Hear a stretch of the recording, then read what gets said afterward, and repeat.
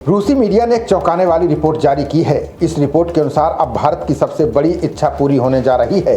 भारत और रूस के इस दांव से चीन टेंशन में आ गया है, वहीं अमेरिका की भी घिघी बन गई है। भारत और रूस के संबंध अब इतिहास की सबसे ऊंचाइयों पर जाने वाले हैं। ये संबंध केवल तेल गैस या हथियार तक सीमित नहीं रहने वाले हैं। रूसी मीडिया की रिपोर्ट के अनुसार लेनिनग्राद में दोनों देशों के बीच हुई मीटिंग में बड़ा फैसला लिया गया है। रिपोर्ट के अनुसार रूस और भारत के रिश्तों की बात होती है तो सबसे पहले तेल, गैस, मिसाइल और न्यूक्लियर एनर्जी का जिक्र आता है। अब दोनों देशों की दोस्ती एक ऐसे सेक्टर में प्रवेश कर रही है जिसे आने वाले दशक की असली आर्थिक ताकत माना जा रहा है। दोनों देश मिलकर स्टील के क्षेत्र में काम करेंगे। इससे पुल बनेंगे, बुलेट ट्रेन दौड़ेगी, कई फैक्ट्रियां खड़ी होंगी, रक्षा उपकरण बनेंगे और भारत की $5 ट्रिलियन इकोनॉमी का सपना आगे बढ़ेगा। बता दें कि स्टील सेक्टर में चीन का लंबे समय से दबदबा है। अब भारत उनके लिए एक चैलेंजर के तौर पर उभर रहा है।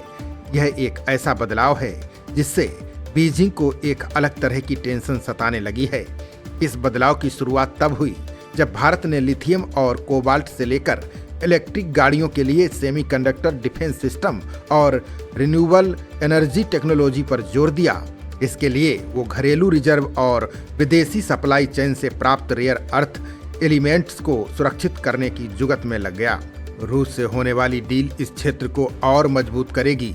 अगर रूस के साथ भारत का ये सहयोग मजबूत होता है तो नई सप्लाई चेन तैयार हो सकती है। इसका मतलब होगा कि भारत स्टील और क्रिटिकल मिनरल्स के मामले में चीन पर निर्भरता कम करने की दिशा में आगे बढ़ सकता है। यही वजह है कि इस सहयोग को सिर्फ आर्थिक नहीं बल्कि रणनीतिक नजरिए से भी देखा जा रहा है। भारत और रूस के बीच सिर्फ सामान्य स्टील की बात नहीं हुई है, बल्कि special steel, low carbon technology और क्रिटिकल मिनरल्स पर भी फोकस रहा। स्पेशल स्टील का इस्तेमाल रक्षा उपकरण, युद्धपोत, fighter jet, high speed railway और भारी मशीनरी में होता है। भारत अभी इस क्षेत्र में पूरी तरह आत्मनिर्भर नहीं है। रूस के साथ सहयोग से इस गैप को कम करने की कोशिश होगी। इसके अलावा दुनिया अब ग्रीन स्टील और लो कार्बन इंडस्ट्री की तरफ बढ़ रही है। यूरोप और अमेरिका लगातार कार्बन उत्सर्जन पर सख्त नियम ला रहे हैं। अगर भारत को भविष्य में वैश्विक बाजार में प्रतिस्पर्धा करनी है तो उसे पर्यावरण अनुकूल स्टील उत्पादन की तरफ जाना ही होगा। ऐसे में रूस के साथ टेक्नोलॉजी और संयुक्त निवेश पर चर्चा इसी दिशा का हिस्सा मानी जा रही है। यानी यह डील भारत के लिए गेम चेंजर साबित होगी। रूस के लेनिनग्राड ओब्लास्ट प्रशासन ने बातचीत में पोर्ट इंफ्रास्ट्रक्चर और लॉजिस्टिक सहयोग पर भी जोर दिया।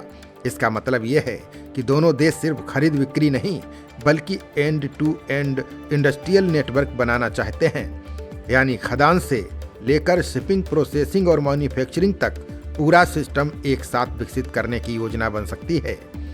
अगर ऐसा होता है तो भारत के स्टील सेक्टर की लागत कम हो सकती है और सप्लाई ज़्यादा सुरक्षित बन सकती है। बता दें कि भारत आने वाले वर्षों में खुद को सिर्फ उपभोक्ता बाजार नहीं बल्कि वैश्विक मैन्युफैक्चरिंग हब बनाना चाहता है। बता दें कि 2025 में शुरू किए गए नेशनल क्रिटिकल मिनरल्स मिशन में भारत तेजी लाना चाहता है। इसका लक्ष्य क्लीन एनर्जी और मैन्युफैक्चरिंग की महत्वाकांक्षाओं को सपोर्ट करने में सक्षम एक इकोसिस्टम विकसित करना है। भारत रूस के बीच ये समझौता इस योजना को भी आगे बढ़ाएगा। खबरों का सिलसिला जारी रहेगा। देखते रहिए जनप्रवाद। नमस्कार।